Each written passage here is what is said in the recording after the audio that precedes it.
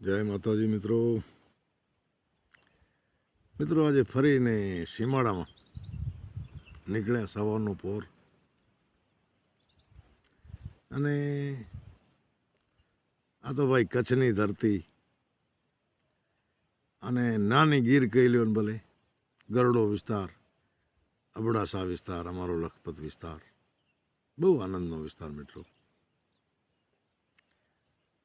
એટલે થોડો છાંયે બેઠો વિહામો ખાવા. અત્યારે હું જ્યાં બેઠો ને એ કૈયારી ગામની બાજુમાં બેઠો. કૈયારી મિત્રો, દરેક ગામની નામની પાછળ એ જેનું ગામનું નામ પડ્યું હશે ને, એટલે કોઈક તો વસ્તુ ઉપર નામ પડ્યું હોય ને, કોઈ અનુભવ ઉપર નામ પડ્યું હોય. હવે કૈયારી, કચ્છી ને સિંધીમાં યારી એટલે ભાઈબંધી, કઈ એટલે કરી, કૈયારી. અહીંયા કોઈ કે બે મિત્રોએ ભાઈબંધીના કોલ કર્યા હશે અને પછી વાંઢીઓ બનાવ્યો હશે, એમાંથી આ ગામ કૈયારી. મિત્રો, કૈયારી સૈયદ મુસલમાનોનું ગામ.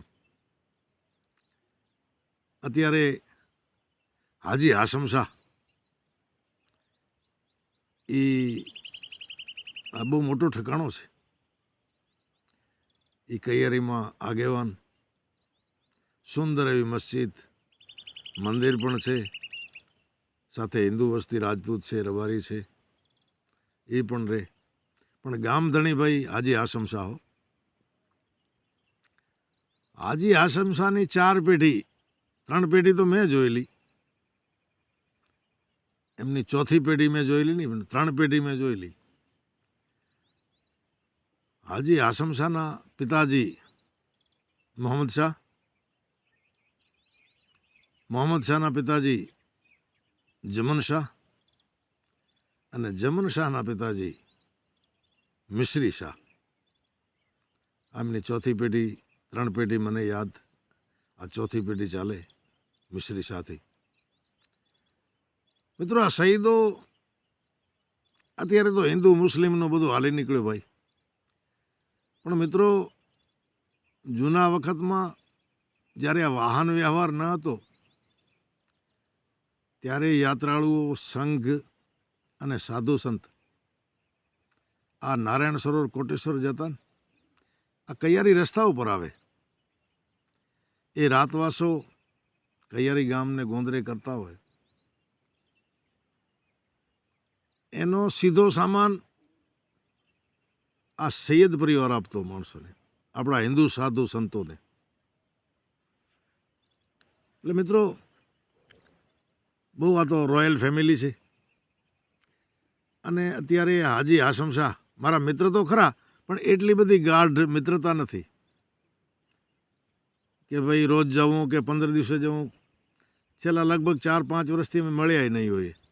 પણ આ તો એમના સીમાડામાં અને એમના ગામની બાજુમાં બેઠું, એટલે મને એમ કે એમના ગામનો થોડોક પરિચય આપને કરાવું. તો મિત્રો, આ કચ્છ,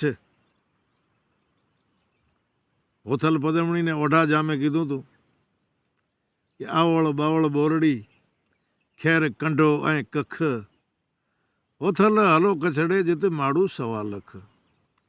આ તો કચ્છ છે ભાઈ. આ કચ્છમાં ખરેખર તમે ક્યારેક આવો, અનુભવ કરો. આ કચ્છમાં કોઈની સરકારી નોકરી અમદાવાદ કે મહેસાણા જિલ્લો, સૌરાષ્ટ્ર, કોઈ માસ્તર છે કે કોઈ તલાટી છે, ગ્રામ સેવક છે, એની પહેલી પોસ્ટિંગ અહીંયા થાય ને, એટલે મિત્રો એ રોતા રોતા આવે. એમને એમ થાય કે ક્યાં ગયા, હવે ઘરે પાછા પહોંચશું કે નહીં. અને મિત્રો, 5-7 કે 10 વર્ષે એની બદલી થાય ને, ત્યારે એ રોતા રોતા જાય. એમને એમ થાય કે આવો વિસ્તાર મૂકીને જવું પડશે. અમારો બહુ ભાઈચારાવાળો પ્રદેશ છે. એટલે આજે નીકળ્યો હતો, મને એમ કે થોડો આપની સાથે વાતો કરીએ, મારી વાતો સંભળાવું. એટલે સવારનો પોર છે અને એક છાંયે વિહામો ખાવા બેઠો. અને મિત્રો, મને દુલા કાગની એક પંક્તિ યાદ આવે. દુલા કાગના મિત્ર હતા રામ કરીને, લગભગ આહિર હતા. એ રામનોળ, લગભગ રામનોળ એમની અને વિકાણી એમને કહેતા. દુલા કાગ લખે કે મારા મિત્રને મૂકે મળે ઘણા વર્ષ થઈ ગયા. બહુ શક્તિશાળી આ રામભાઈ.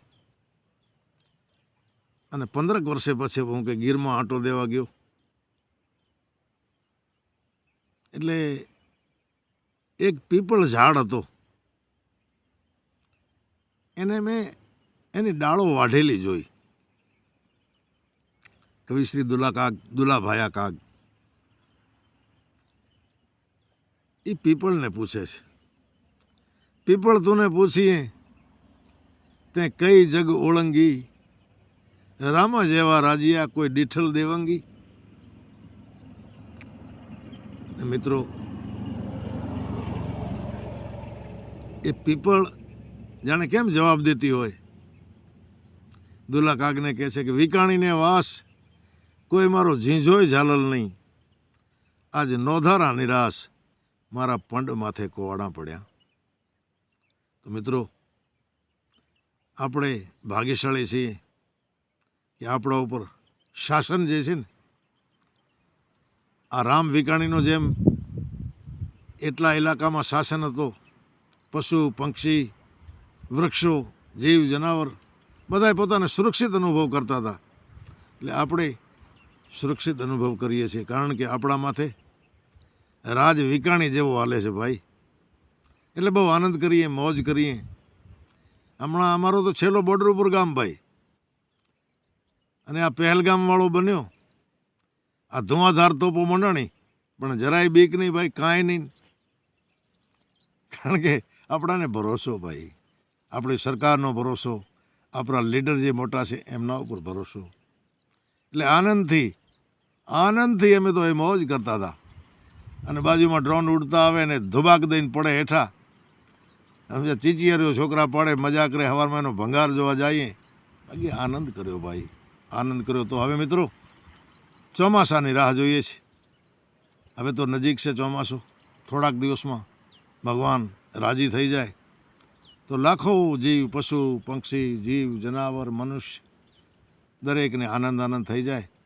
તો આજે કૈયારી બાજુ નીકળ્યો, અને કૈયારીનો ગામનું અર્થઘટન કઈ યારી એટલે ભાઈબંધી કરી એના નામ ઉપરથી આ ગામ બન્યો છે.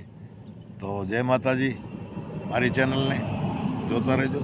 જય માતાજી.